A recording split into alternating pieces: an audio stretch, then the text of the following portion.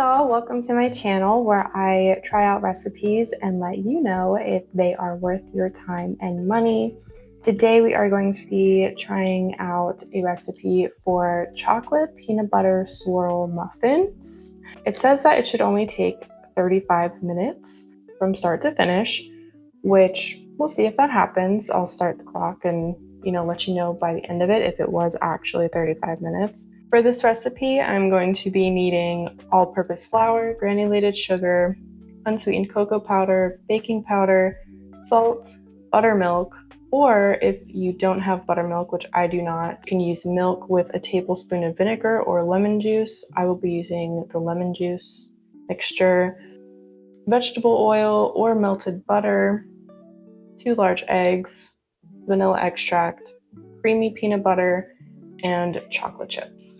All right, first things first, it says to preheat the oven to 375 degrees Fahrenheit and line a muffin tin with paper liners. So let's go do that. This is my muffin tin that I have had throughout the years. I actually got these silicone baking cups because I got tired of having to keep buying baking cups. So these are reusable and I can just pop them in there and wash them when I'm done and reuse them. All right, pan is prepped and ready. Let's start making the dough. All right, I've got this kind of smallish, medium-sized bowl that we're gonna do the dry ingredients in. And what's interesting about this recipe is actually it has sugar as being considered a dry ingredient. Usually that's considered a wet ingredient, but today it's a dry ingredient. So there's 1 3/4 cups of flour. Next is 1/2 cup of granulated sugar, 1/4 cup of cocoa powder, 2 teaspoons of baking powder, and 1/2 teaspoon of salt. I'm just going to combine this all with a fork. All right, looks pretty good. So I'm going to set that aside and start working on the wet ingredients, which starts us off with 3/4 cups of milk and a tablespoon of lemon juice. I've never added lemon juice to milk before in a recipe, so I'm curious to see how it turns out. I imagine acidity from the lemon juice is what's gonna kind of mimic the buttermilk, if you were to use that. So we'll see how it goes. 1/2 cup of vegetable oil. You can also use melted butter. Next is 2 eggs. And lastly is a teaspoon of vanilla. You're just gonna whisk this all together as best you can. The oil's not gonna combine with anything else in here, but that's all right. It'll come together once you add in the dry ingredients.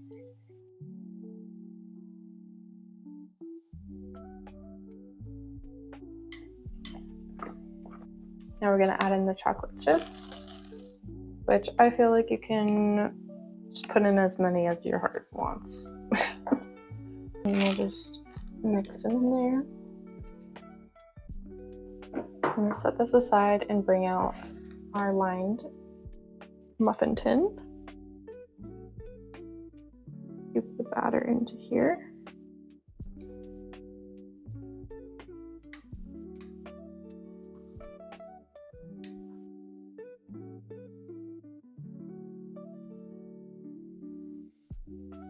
So now I'm going to add in the peanut butter.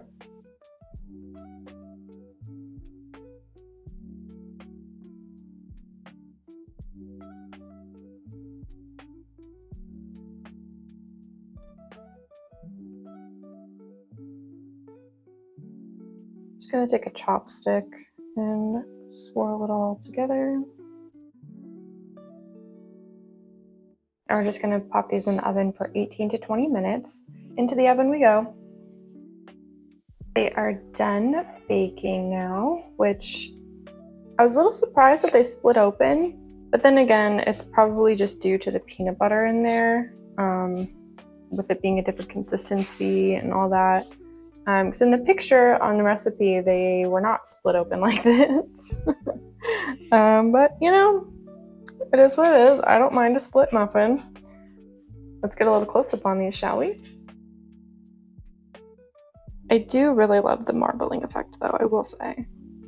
I am very excited to try these. I'm gonna let these cool for, I don't know, probably like 15-ish minutes, and then we'll come back and do the taste test. All right, so it's been about 10-ish, 15 minutes or so, and they're still a little warm, but I'm ready to dive in and see how they taste. So just looking at it, looks, focus, a little cakey, and like not in a good way. Let's see. Okay, big, big glob of peanut butter that didn't get mixed in. Okay, let's see. Taste-wise, not bad. Not bad. I actually think it could be a little bit sweeter. Yeah, interesting. Okay, when I get a bite of chocolate chip though, it brings out more sweetness, which is, I think, needed.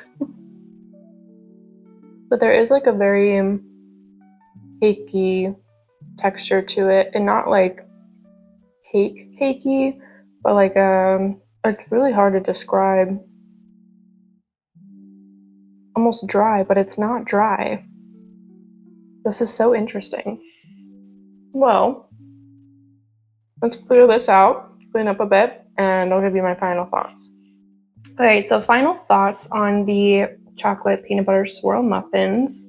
I'm gonna be rating this based off of the time commitment it takes, the taste, difficulty level, and if it's worth it or not. So in regards to time commitment, the recipe said 35 minutes total time. This took more like an hour from start to finish, which an hour to bake something really isn't all that, it's not that long of a time. So I'd say like on the lower end, probably like a 2 or 3 out of 10 for time commitment. Now for taste, it's interesting. It's very interesting. So you get the chocolate, you get the peanut butter, if it is mixed in there, not just a huge glob in there. There's almost like a cakey, powdery, kind of dry-ish flavor to it, but the cake itself is not dry. So it's very, very interesting how it's two different things at the same time, but it's not bad. It's really not. I will say overall taste is not bad. So taste overall, I'd say is like a 5 out of 10. It's pretty average chocolate muffin. I've had better and I've also had worse. Difficulty level, I'd give it like a 2 out of 10. It's really not hard. It's just mixing everything together, wets and dries, combine, put it in a pan, good to go. It's not hard at all. And then is it worth it? I would say, yeah. I'd say if you want something that, you know, isn't too sweet, maybe you like chocolate peanut butter combination, want to make something very quick, maybe something for the kiddos, or your friends or something as just like a nice little thing to do, I think would be worth it. So with that, I will feature this on the website because I think for some people, they would really enjoy it.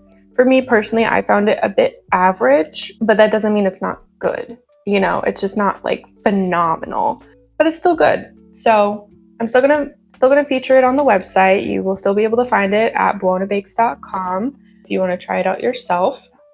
And with that, I just wanted to thank you all so much for watching. And if you enjoyed this video, please give it a thumbs up by hitting that like button. And if you'd like to see more videos like this, go ahead and subscribe to the channel and follow Buona Bakes on Instagram and TikTok as well. And of course, let me know what you think of this recipe in the comments if you end up trying it yourself, because I would love to know how it turned out for you. See you in the next one. Bye.